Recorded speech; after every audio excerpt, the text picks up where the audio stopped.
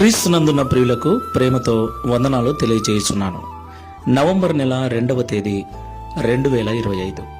ఈరోజు దేవుడు మనకు చేస్తున్న వాగ్దానం ఏమిటనగా యెషయా గ్రంథము 41వ అధ్యాయము 11వ వచనం. నీ మీద కోపపడిన వారందరూ సిగ్గుపడి విస్మయమొందుదురు, నీతో వాదించువారు మాయమై నశించిపోవుదురు. ఆమేన్.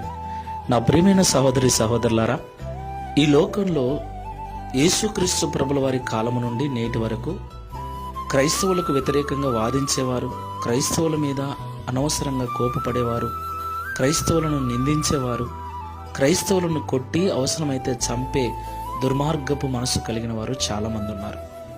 అవును ప్రియులారా, కొన్నిసార్లు మన ఇంట్లో వారే మనకు వ్యతిరేకంగా కోపపడుతూ ఉంటారు. మన పిల్లలే, మన భర్తనే, మన భార్యనే, మన తల్లిదండ్రులే, ఏమి కాని వారు కూడా కొన్నిసార్లు కోపపడుతూ మనతో వాదిస్తూ మన జీవితాన్ని బలహీనపరిచేటువంటి స్థితికి తీసుకెళ్తారు. అవును ప్రియులారా, అయితే దేవుడు మనతో ఉన్నాడు కాబట్టి వారు కోపపడినప్పుడు, వారు వాదించినప్పుడు తిరిగి వారితో వాదించకుండా, వారి మీద తిరిగి కోపపడకుండా, వారి మీద ఎలాంటి ద్వేషాన్ని పెట్టుకోకుండా వారి కొరకు మనం ప్రార్థన చేసినట్లయితే ఒకరోజు మన మీద కోపపడిన వారు సిగ్గుపడే విధంగా దేవుడు మనల్ని ఆశీర్వదిస్తాడు. మనతో వాదించేవారు మన ఎదురుగ్గా నిలబడటానికి భయపడేటట్లుగా, మన నుండి పారిపోయేటట్లుగా దేవుడు మన జీవితాన్ని ఉన్నత స్థితికి తీసుకెళ్తాడు.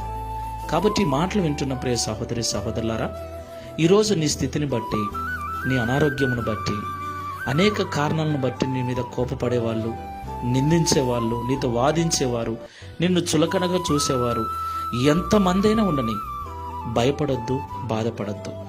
విశ్వాసముతో ప్రభువుకు నమ్మకంగా జీవించు.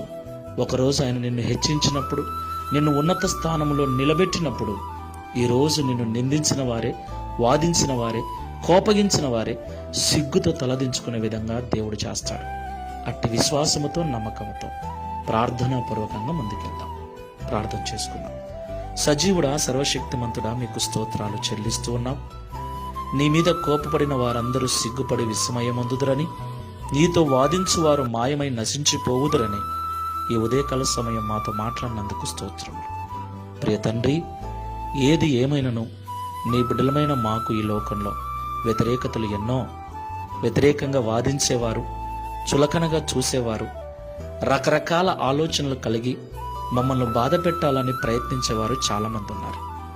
ఏది ఏమైనా మీరు మాతో ఉన్నారు గనక వారి మీద తిరిగి పగ పెంచుకోక, తిరిగి వారితో వాదించక, తిరిగి వారి మీద కోపంతో మాటలాడక, సాత్వికముతో నీ ఎదుట వారి విషయమై ప్రార్థించినట్లయితే మీరు వారి ఎదుట మమ్మల్ని గొప్ప చేసి వారు సిగ్గుపడే విధంగా చేస్తారని మాతో మాట్లాడినందుకు స్తోత్రములు.